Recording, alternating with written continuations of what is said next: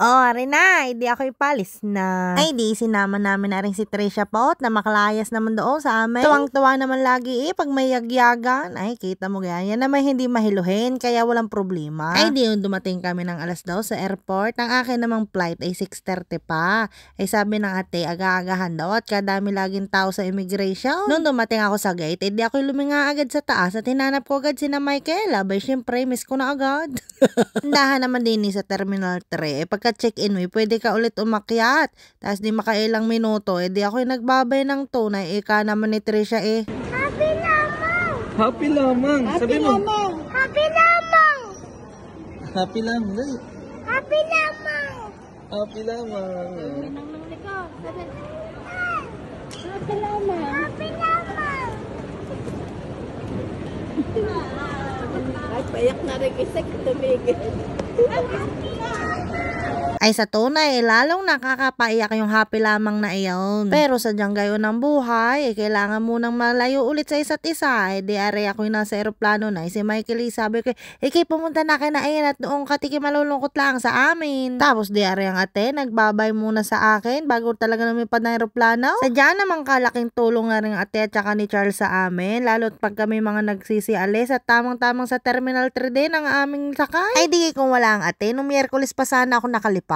Basta yun mahabang kwento na, amin-amin na laang. Huwag yun ang alamin kung bakit. Charot, delayed ang flight di kung hindi ako sa Qatar na stranded. Ay di kalaking bagay nung 2 araw na napadagdag. Kaya super duper thank you sa ate. Siya babawi sa December.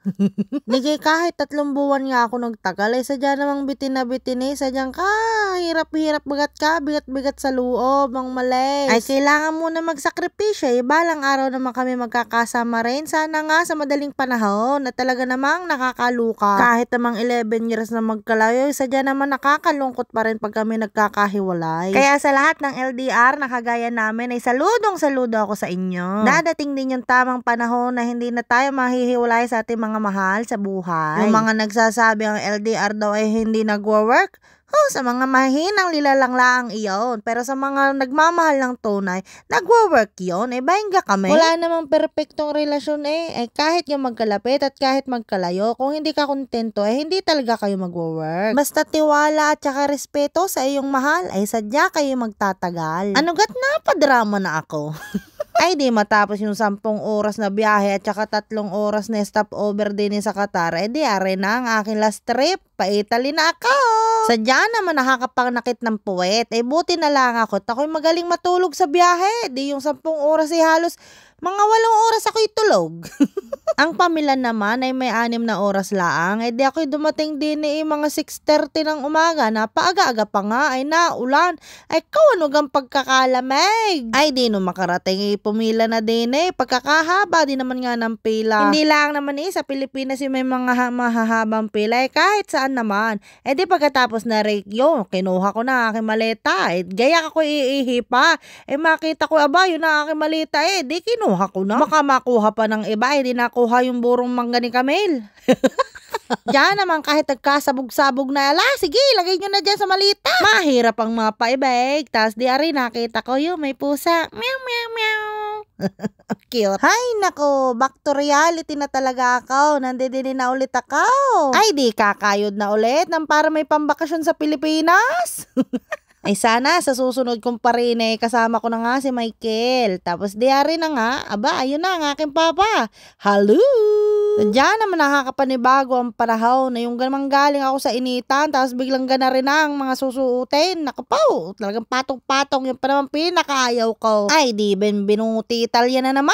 Tapos na, masasayang araw back to work na ulit. Alangang sadyang gayaon. Ay kung anong kinatuyot sa Pilipinas, yun naman siyang iniulan din sa Italia. Di sabi ko sa papa, tayo muna magkape at hindi ko type ang aking inalmusal doon kanina sa aeroplano. Pero aray naman sadya talagang aking ginusto din yan, sarap. Ang perfect match, ang brioche at saka ang kape. Yummy. Ay di are kami malapit na sa bahay. Ay sadya namang ito na, realidad na, wala nang urungan. Pero ayos lang naman yun. Siyempre, kailangan mag-ipon para sa future. Buti na lang at day off na ngayon at Sabado at Linggo. Di ako muna itutulog maghapon.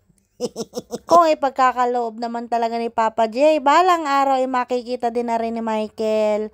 Hay, naku beb, miss na miss ko na ikaw. Punta ka na dito. Ay, di aring isang ari naman, ang sadyang na-miss din ako. Ay, sadya naman kalaki na nang inilaki na rin. Ako'y nalito na iko, ari si Jerry o ano. Tapos may palab letter pa si Chechi. Eh, dito na. Bentor nata na siya. Sige na, bye-bye.